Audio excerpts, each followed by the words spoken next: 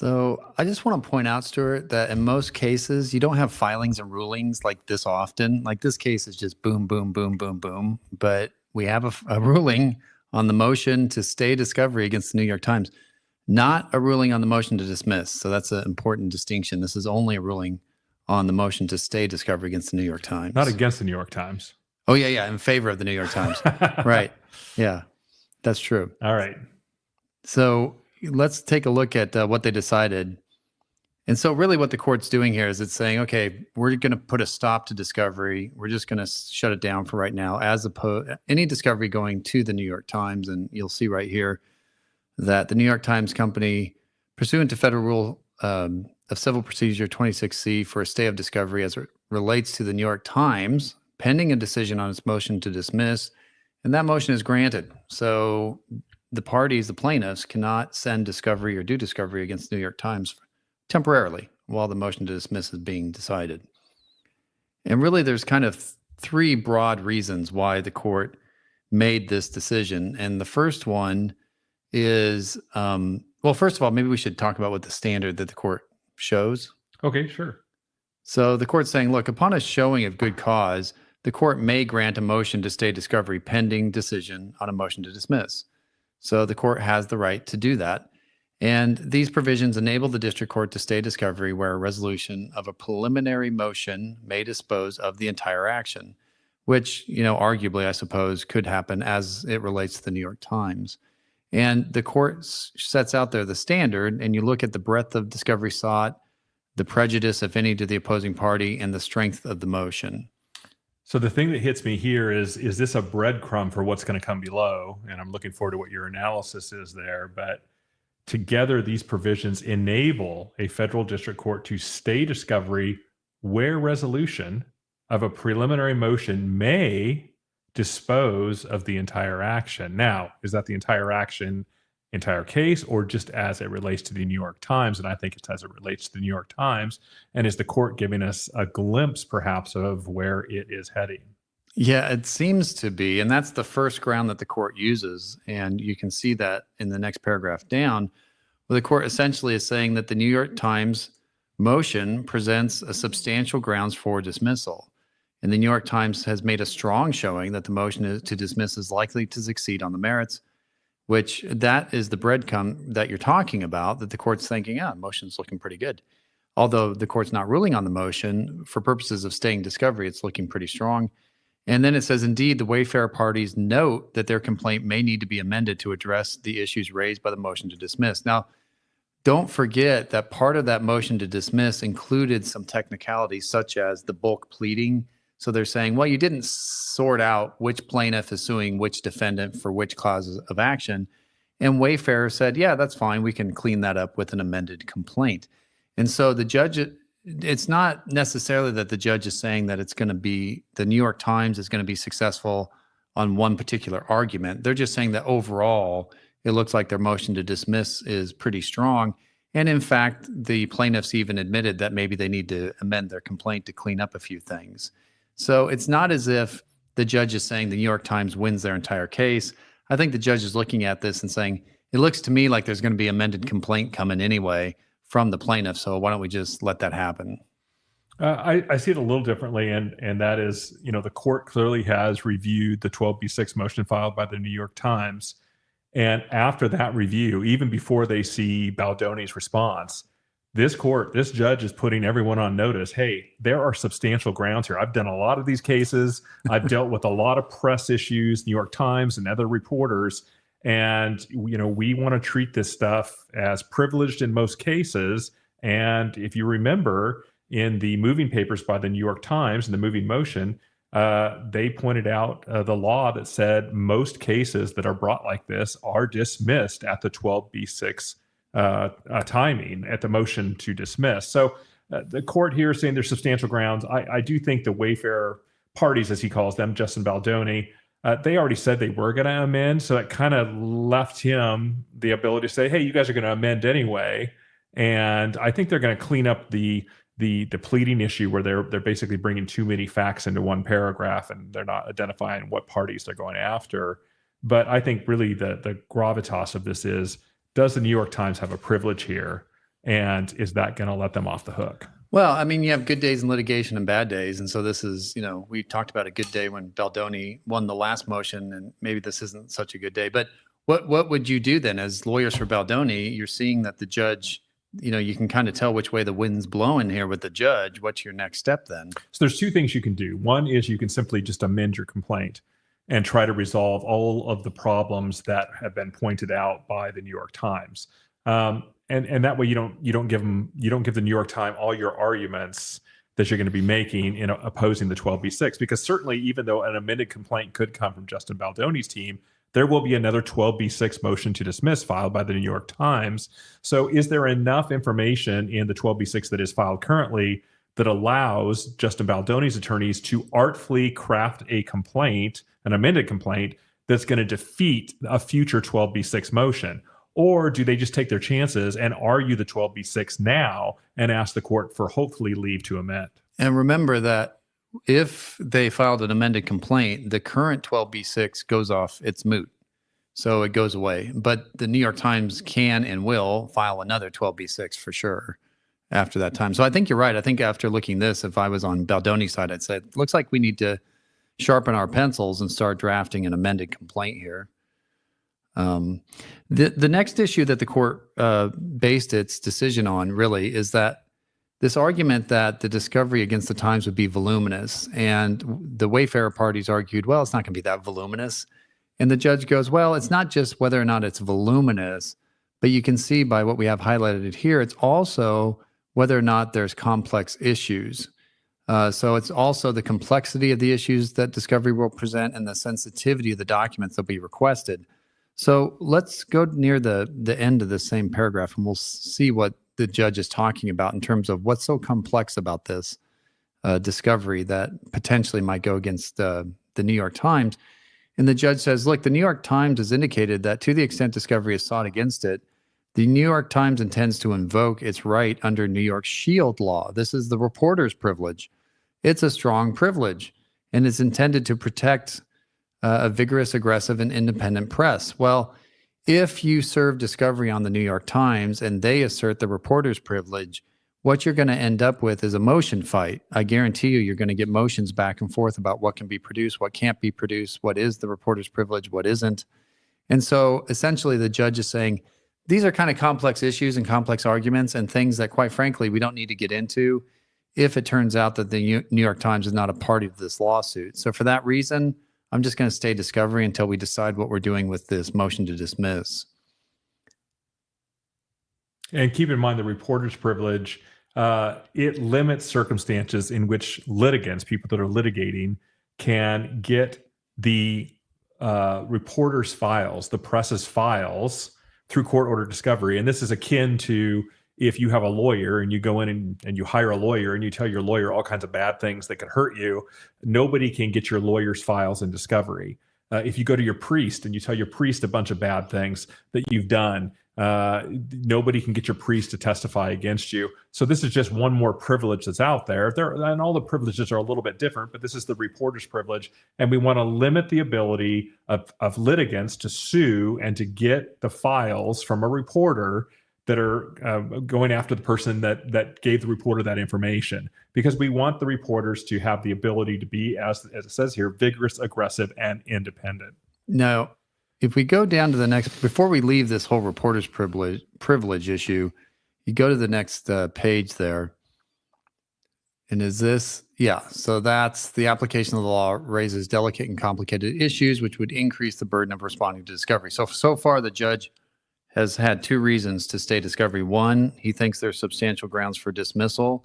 He thinks the 12b6 will be granted. Two, discovery will be complex.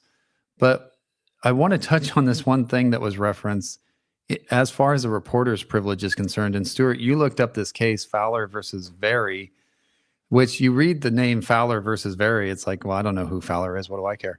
But it turns out that we all actually do know who Fowler is. So why don't you tell us about that case? Well, most of us know who Fowler is. If we liked Netflix, if we liked Kaiser Soze, that Fowler is Kevin Spacey. And Kevin Spacey is an actor, or was an actor. I don't know if he's still acting. And what happened is there was a journalist, and his name was Adam Very. So I'll call him Very. And he was a professional journalist. He worked for BuzzFeed. And there was an individual named Anthony Rapp. I'll call him Rapp. And Rapp and Very were actually really good friends, and they were friends for years. And Rapp told Very, the professional journalist, hey, Kevin Spacey sexually assaulted me, on this date back a while ago, and then told him a bunch of other things about Kevin Spacey. And ultimately, Rapp gets his facts wrong. And Very finds out that the facts that Rapp is giving him, there's some credibility questions to the claim that's being made against Kevin Spacey. And so Very, being friends with Rapp, even though he's a professional journalist, they just decide they're going to not be specific in the article that's going to go out publicly about Kevin Spacey being involved in SH against Rapp. And they basically just don't say anything about the credibility issues that Rapp is having. And there, the court found, and it's the same court, it's the Second District, Southern District of New York. This is a 2022 decision. Mm-hmm. There, the court found the reporter's privilege applied because Kevin Spacey, he actually required the reporter to come to a deposition, subpoenaed the reporter to a deposition, and subpoenaed documents from the reporter. And of course, the reporter shows up and claims the reporter's privilege. And there's some long procedural issues that happen. But ultimately, the court in New York, the federal district court, this same federal district court, different judge, said, yeah, reporter's privilege applies. Very does not have to disclose what he was given by Rapp. Even though it seems like he was colluding with the person who was wanting the reporting. And so I thought that was kind of interesting that, and we're going to see more of that, I'm sure, in this fight that Baldoni has against the New York Times as to whether or not the reporter's privilege should apply. And so that's going to be kind of an interesting argument. So then the third ground that the court used to stay discovery is finally the Wayfarer parties are unlikely to be unfairly prejudiced by a stay while the court decides the pending motion. So in other words, hey, it's not going to take that long. The court intends to address the motion promptly after it is fully submitted, which means once Baldoni responds to it, that's when it's fully submitted and the court can decide. And if the Wayfarer parties want to speed this up, they can accelerate their contemplated further amended complaint or their opposition to the motion to dismiss. In other words, hey, if you want to speed this up, file your response to the motion to dismiss sooner, or get your amended complaint on file sooner. Either way, up to you. So I kind of felt like that was maybe, I don't know if that was the most important part to the court, but I kind of felt like the court's like, I don't really want to deal with these discovery fights and issues right now. So let's just see how this plays out. And it sounds to me like if I was the judge, I might say, well, it sounds to me like you're filing an amended complaint. So why don't you just go ahead and do that? Now, I still find this to be somewhat of a surprising ruling because I do think that there's going to be discovery against the New York Times, whether they're a party or not. And so why not get the ball rolling now? And so if you have discovery for them, go ahead and send it. And, if there's discovery fights, we'll have those fights. But why not get the ball rolling? I was a little surprised to see the judge come out this way, but this might be the kind of the judge's preference. And, maybe he does this in a lot of cases. I don't know. It's always hard when to read judges and juries for that matter. But when we're reading judges, when we're in front of them, we're always trying to determine how they're going to rule. And this is an opportunity for this judge to make a ruling because maybe in the back of his mind, he's saying, look, they're going to amend anyway. So I'm just going to come out and do this. And if they amend, and then all of us are reading into it saying, but wait, does that mean the New York Times has made really compelling arguments here? Because he does say that New York Times has made compelling arguments here. Is it compelling in the sense that these bundled claims are the issue, or is it the reporter's privilege, or is it, what we don't know? And so this is gonna, this actually, if you think about it, it's a little silver lining that it gives Baldoni's attorneys the time to really sit down and break this down and really think about how are they going to file this amended complaint. And again, do they do the amended complaint and then fight a subsequent 12B6 motion, or do they fight this 12B6 motion with the hope that they do an amended complaint? That's something they're going to have to decide. These are all very bright people. They're going to have to figure that out. But this gives them the opportunity to know, hey, this judge is saying, he's tipping his hand a little bit saying, boy, New York Times is making some good points here. What are you going to do to convince me otherwise? Yeah, it's kind of like the judge saying, why don't you guys do an amended complaint and take another shot at this? And, they even admitted that they needed to clean up a few things like the bulk pleading thing. Okay, go ahead and clean that up. Let's give you another shot and let's see what this looks like the next time around. But I think you're right. I think if I was on the Baldoni side, I'd be like, okay, let's sharpen our pencils. Let's sit down. Let's really think about this and let's figure out how to plead a complaint that's going to hopefully avoid this problem the next time around. Yeah. When another another motion is filed. But what really is the practical effect of this, Stuart? I mean, so the court stayed discovery against the New York Times. Is it the end of the case for Baldoni? What's really happening here? Well, it's not. Again, I think if they sharpen their focus and they can somehow get past this pleading stage, then discovery will be reopened and they can move forward with it. I do think there is some complexity to the discovery they're going to be getting, and there's a complexity to the legal analysis of what they'll be entitled to. And I think what the court's saying is that's going to take a lot of time and effort of the parties, of the court. And so let's see if you get past 12b-6. If you get past 12b-6, well, then you can have your discovery. Or you'll have to do it as a non-party does, which they still have the right to do that. So even if the Times is out of the case entirely as a party, they still have the right to subpoena their records and go after the information. Keep in mind the Times will object, and there still will be a fight at that point, that they'll just be a non-party if they are taken out of the case by this 12b-6. Right. So it's an interesting ruling, and I guess the next step is either there's going to be an amended complaint or there's going to be a response to the 12b-6. What do you think, Stuart? What if you were a betting man, which one do you think is coming next? Boy, it's tough.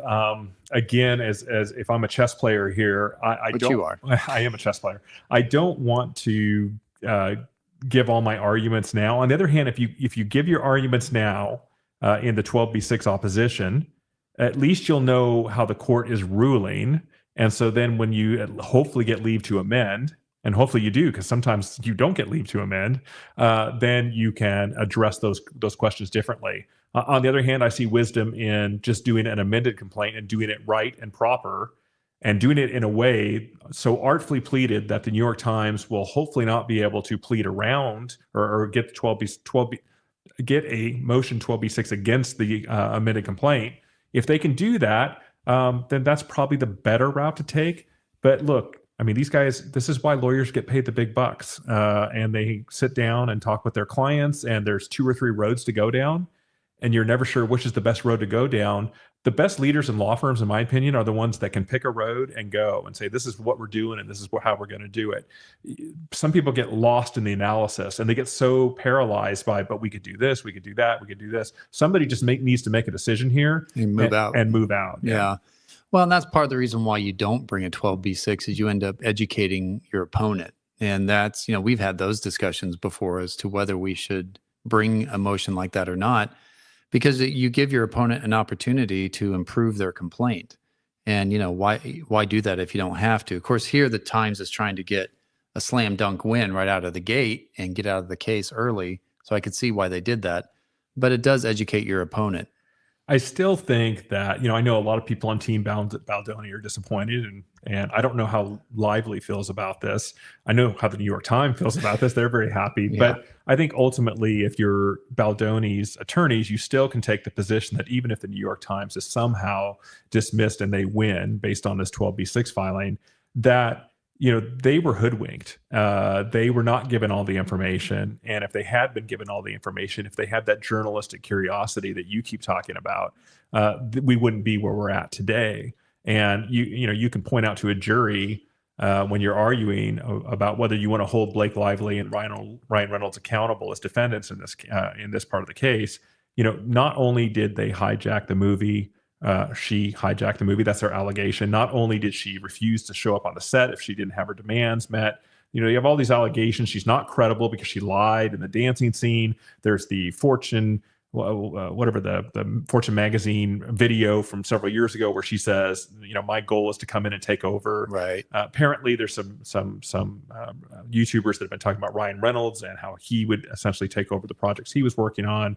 So there's a lot still to happen here. So even if the New York Times is somehow out of this and that still is to be determined. Right. I don't think it's the end of the story for Justin Baldoni. No, and there's a lot of other sources to get that information because, again, we know the source. The source is Lively and her team and her agents who gave the information to the New York Times. So you still can do discovery that way, even if you can't get it directly from the Times. And so there's a lot of information out there, and the Wayfarer parties need to get to work, which I'm sure they're doing right now, figuring out their discovery plan and figuring out who they're going to subpoena, what depositions they're going to take. There's going to be a lot of depositions, so it'll be interesting to see how it all rolls out. Yeah, and there is one other issue. You have talked to me about the PR people, and there's these emails from Baldoni's PR team that don't look very good. I mean, you've got people saying they're going to bury people, and they're going to, or at least allegedly, they're going to bury people and so forth. But I think what we're seeing is that these PR teams, these fixers in Hollywood, they all are brass knuckle type players. And I'm assuming that Blake Lively and Ryan Reynolds, their team of PR people, are just as aggressive as Baldoni's PR team was being. So I'm not sure how much stock I put in that. I think that will be developed further about who was doing what here. And I think it also matters, was Baldoni doing this as an offense, like to harm somebody and hurt somebody and take their reputation away? Or was he doing it to defend himself? Did he feel, painted into a corner and he has to defend himself? Now, if you're painted into a corner, I mean, corner an angry tiger and watch what happens. Yeah. It's not going to be pretty. So the moral of that story is don't do that. So, what was Baldoni's thinking here? Was he trying to harm Lively just because the hell of it? Hey, I'm going to harm this person. Or was he hiring somebody to give him advice on how do I respond to this? Because I think this person wants to harm me. I think they want to take me down. Yeah. And I think there's a big difference, like legally speaking, especially if you put this in front of a jury, between somebody who is looking and seeing that, oh, Lively's getting bad press, and I'm just going to share that and show other people what's up. That's one thing versus I'm going to artificially manufacture bad press and point it towards Lively. That's a whole different thing. And, based on the evidence we have, I don't see anything that suggests that it was artificially created. I think Lively got into some problems, and maybe the PR team of Baldoni shared some of that information. I don't know. I don't know the extent or the mechanics of it at all. But that's the sort of thing that you put in front of a jury. And that's why juries are so great, is because you have 12 people who have to look at these different arguments and these different scenarios, and they use their common sense to say, what makes sense in this situation? What is acceptable and what isn't? They're kind of like the guardians of the community in that sense, and they get to decide. Yeah. And of course, we have people that comment on our videos. We have them commenting on other videos that are covering this topic. And that's kind of the jury pool at large. That is the public jury pool. That's everyone sitting out there looking at this case. And some people have a very good understanding of the facts in this case. Other people just look at it. I think most people are saying, I don't like the feeling I have about this case. I don't like what I'm seeing, what happened here. And there's a lot of sympathy coming towards Justin Baldoni. Now, let's see the evidence. I mean, that's the key here. Show the evidence, give it to the jury. Again, jury trials are about credibility. Who's most credible here? Who's telling the truth? Who can you count on being honest with you with the exhibits that they put in front of you and explain to you what those exhibits are? And if you're honest with the jury, you can go a long way with that. Now, what happens if we have evidence of timestamps on these photos with the New York Times? Because we have the metadata, it shows that something happened. But let's just say that the court doesn't allow us to get any more information from the Times because of this reporter privilege, and all we have is the metadata that we can extract from the online photos. Can that still be used come time of trial? I don't know if the metadata can be used. It's possible. I think what can be used is the deposition of Blake Lively et al., everyone else, that did you give information to the New York Times? And when? And when? And how? And when were the meetings? Show us the email, show us the text messages. And so I think you still can create that story that there was this, it's funny because Justin Baldoni is being accused of a smear campaign, right? And hey, if Blake Lively has evidence of that, please show us. We'd like to see it. But it sounds like maybe there was a smear campaign against Justin Baldoni. And it sounds like somebody was trying to use the New York Times to do that. That's what it appears like. Again, we need Brian Friedman to do the same thing. Show us the evidence. Show us the receipts, as everybody talks about. Pull it together, and there's going to be a presentation in front of a jury. Somebody was trying to hurt somebody here. And I think the jury is going to pick up on who it is, and I think they're going to favor the person who is the victim here. And it sounds like, at least from the court of public opinion thus far, it sounds like most people think that Justin Baldoni's the victim here and they're favoring him. Based on the evidence that we've seen, I'd say so. And if you have that type of evidence that you've gathered from the Lively side, and then the New York Times is kind of silent, doesn't that kind of help your argument? Sometimes, because sometimes people don't want to give information in discovery, and sometimes you can't force it for any number of reasons, privileges. And sometimes silence is actually more deadly than actually giving information. Yeah. Yeah. Well, and I think you pointed out that I think, what is it? The two reporters from Watergate, Woodward and Bernstein. Yeah. They didn't stop at the first story. Right. They didn't stop at the second story. Right. I mean, they were doing multiple stories. I would have liked to see the New York Times continue, if they started this story, continue reporting on it, chase the truth, transparency, show us what you're finding, report on it. And you have the reporter's privilege. So start the story and finish it. But now there's just like silence. And I think Megan Twohey went on a podcast. Somebody had shared a link with us. And I think you listened to that, and we may do a show on that. But do you have 2 cents you want to share on what you thought of her on the podcast after the fact? Well, yeah, she went on the Daily podcast, which is the New York Times podcast. And there's 2 things that I was struck by. Number one, I feel like just in listening to her speak that she honestly believes that there was a smear campaign on behalf of Baldoni. She read the texts that were in the complaint of Lively. And I think in her mind, she just thinks that that's what happened. And then she raised a lot of really interesting questions about, there's a broader issue here about, can people smear people? And if so, how does it work? And what are the mechanics? And how do you do it? How do you fight against it? And I thought, well, those are all great questions. Why don't you get out there and find out? That's what reporters do. So why don't you get to the bottom of those issues? Because I'd like to know that too. What are the mechanics of a smear campaign? Does it really work? Are they actually capable of just smearing somebody? Or do they just kind of start a tidal wave rolling that's already heading in that direction? I don't know anything about it, but it seems to me, going to your point, that as a reporter, you would want to answer those questions now that they've been raised in an article that you wrote. And so I haven't seen any articles like that from Megan Twohey or anybody else at the Times, but I think that would be interesting. I forget the name of the opinion. The op-ed guy, is it Christoph at the New York Times? He actually wrote an opinion article after the publication by Megan Twohey. And what was interesting was he talked about how he had worked with Blake Lively on helping people that had been the victims of some type of SA in the past. And he found her to be likable, and he thought she was nice and all these things. But he did say at the end of his article that while Baldoni's been accused of these things, we have to wait. I'm paraphrasing here, but we have to wait. We have to hear his side of the story first before we decide on which to go. And so it seems like the opinion page of the New York Times got this right. Now, it's funny because I haven't heard of any more op-eds from the New York Times on this particular story. But like you said, chase the story, chase the truth, chase the story. Show us what's going on. By the way, what I was thinking today, the O.J. Simpson trial, and that's what kind of led me to believe that I wanted to be a lawyer.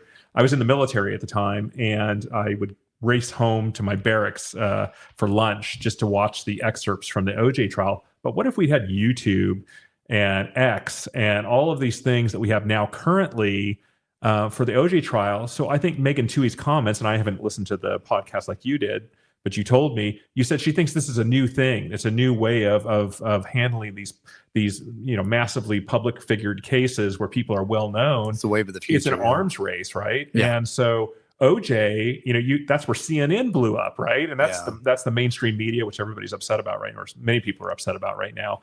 And now you've got podcasters, you've got content creators, and all of us are adding something to this story. You got Zach Peter, who's doing a fantastic job on this. We talked to Dave Neal. He's prolific in what they're putting out, and so it's really flattened reporting on this, so that anybody like right now can get on this show and watch it and make up their own mind as to, are we being credible? Are we bombastic? Are we off base? And we might be. We might be biased here. I don't know. I hope we're not. I hope we're trying to call balls and strikes here.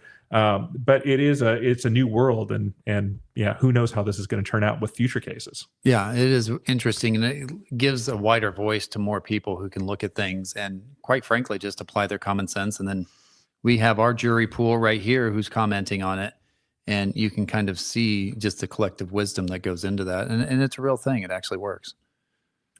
Well, where do we go from here? Oh boy, I don't know. Who knows what comes tomorrow? On Thursday, they're having the court hearing, which is going to be available by to the public by call-in. So we will be listening to that. I don't think we're going to live stream it because I know some people are. I'd rather listen to it and then we'll give our opinions on it and just kind of walk through what happened from our standpoint as lawyers and kind of where it goes from there. I'll tell you, most court hearings are pretty boring, especially initial court hearings. And so a lot of it's just scheduling where they just say, okay, we'll put this out until such and such a date. And somebody says, I've got a procedural issue, Your Honor. And so it's not going to be as exciting as people think it probably will be, but we'll listen to it and we'll give an update on that. And then I think the next stage is what's going to happen with the New York Times. Is Baldoni going to amend his complaint? I think so. Or is he going to file a response to the motion to dismiss? Stay tuned. We'll find out. As soon as we know something, we will come back on and chat with you all. Again, thank you for all your comments. Keep your questions coming. We are keeping track of your questions, and our producer, Eric, is putting together a dossier of questions, and we will ultimately get to some of those questions. We will get it. All right. We'll see you next time. All right. Have a good evening.